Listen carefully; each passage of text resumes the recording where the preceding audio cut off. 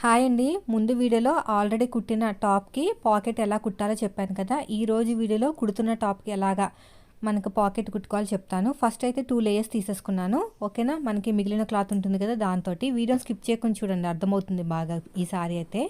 So ఇప్పుడు పొడుగు వచ్చేసి 13 ఇంచులు, వెడల్పు వచ్చేసి 7 ఇంచులు తీసుకోవాలి. అది ఏ సైజు వాళ్ళకైనా కరెక్ట్గా సరిపోతుంది. ఇక్కడ 7 ఇంచులు తీసుకోండి.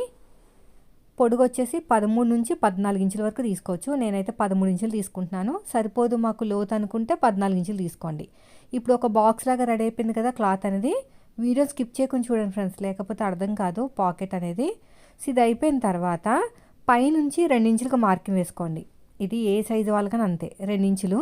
అక్కడి నుంచి 6 ఇంచులు, అంటే ఇది ఓపెన్ అనమాట, హ్యాండ్ లోపలికి వెళ్ళే ప్లేస్ అనమాట. 6 ఇంచెస్, ఓకేనా. 6 ఇంచులకు మార్కింగ్ వేసుకోండి. అయిపోయింది అంతే. ఇప్పుడు ఏం చేయాలంటే ఇదంతా మనకి లోపలికి వెళ్ళిపోతుంది అనమాట.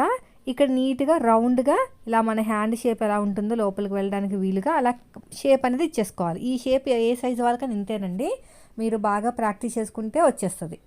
చూడండి, ఇక్కడ నేను ఒక 1 ఇంచ్ వరకు ఓపెన్ ఎందుకు పెట్టానంటే కుట్టడానికి వీలుగా ఉండడానికి, ఖర్చుల కోసం అనమాట. జాయిన్ చేయాలి కదా మనకి పాకెట్ని అందుకుని, ఇలా ఓపెన్ చేసుకుని చిన్న టక్లాగా పెట్టుకుని కట్ చేసి పెట్టుకోవాలి. ఇది షేప్ అనేది. ఇప్పుడు నేను సైడ్ జాయిన్ చేసే ముందు, ఇంకా సైడ్ జాయిన్ చేయలేదండి, సైడ్ జాయిన్ చేసేటప్పుడు కట్ అనేది ఇక్కడికి ఉందన్నమాట. మనకి కట్ అనేది ఇక్కడికి ఉంది. ఇక్కడ నుంచి 1.5 ఇంచు లేదా 1 ఇంచు, 1.5 ఇంచ్ లేదా 1 ఇంచుకి ఒక మార్కింగ్ వేయండి. అక్కడ నుంచి 6 ఇంచులకు మార్కింగ్ వేయండి. ఏ సైజు వాళ్ళకన్నా అంతేనండి. బండ గుర్తులు అనమాట ఇవన్నీ కూడా. సో ఇది అయిపోయిన తర్వాత మీరు ఏం చేయాలంటే ఒక పిన్స్ అన్న పెట్టేసుకోండి, లేదంటే మీరు నార్మల్గా కుట్టేసినా పర్లేదు. సో పైన కింద అడుగు భాగంలో మనకి నడుము దగ్గర మార్కింగ్ వేసుకోండి. మనకి షేప్ వస్తుంది కదా నడుము దగ్గర, సైడ్ జాయింట్ అదనమాట. సో అలా మార్కింగ్ వేసేసుకోండి. వేసుకున్న తర్వాత ఇది చూడండి, ఇది పైకి వస్తుంది అనమాట, ఓకేనా. ఇప్పుడు మీరు ఏం చేయాలంటే ఈ అడుగు భాగంలో పెట్టేసేయండి. ఇదిగోండి, ఇలా అడుగు భాగంలో ఒక లేయరు, అంటే ఫ్రంట్ పార్ట్ అది అనుకోండి. ఇది ఫ్రంట్ పార్ట్కి ఒక లేయరు. మనం 2 లేయర్స్ కట్ చేసాం కదా, ఫ్రంట్ పార్ట్కి ఒక లేయరు ఇలాగ ఒక పిన్ను పెట్టేసుకుని కుట్టేసేయండి. మళ్ళీ అడుగు భాగంలో ఒక లేయరు ఇలాగ కుట్టేయండి, ఓకేనా, ఫ్రంట్ పార్ట్లో. తర్వాత వచ్చేసి ఇంకొక లేయర్ వచ్చేసి అడుగు భాగంలో పెట్టుకోవాలి. ఇక్కడ ఇలాగ ఒక పిన్ను పెట్టేసుకోండి. ఇంకొక లేయర్ వచ్చేసి ఇంకొక పార్ట్కి అనమాట,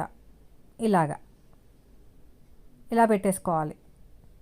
ఇక్కడ వచ్చేసింది షేప్ అనేది. షేప్ ఎక్కడ వచ్చిందో ఆ దాని మీద కుట్టాలండి, లేకపోతే మనకి షేప్ రాదు నడుము దగ్గర. అలా నేను కుట్టుకుని వచ్చేస్తాను ఫస్ట్ అయితేని, ఓకేనా. ఒక పీసు ఇంకోండి ఇలాగ ఎదురు బదురు సీదా రావాలన్నమాట, ఓకేనా. ఇలా వచ్చిన తర్వాత మనకి ఇదంతా కూడా క్లాత్ అంతా కూడా సంచి లాగా వచ్చింది కదా, బ్యాగ్ లాగా. సో ఇదంతా మనం జాయిన్ చేసేసుకోవాలి. ఇలాగ రౌండ్గా జాయిన్ చేసుకుని వచ్చేసేయండి. నేను జాయిన్ చేసుకుని వస్తాను. ఇలాగా మొత్తం కూడా ఇలాగ జాయిన్ చేసుకుని వచ్చేయాలి.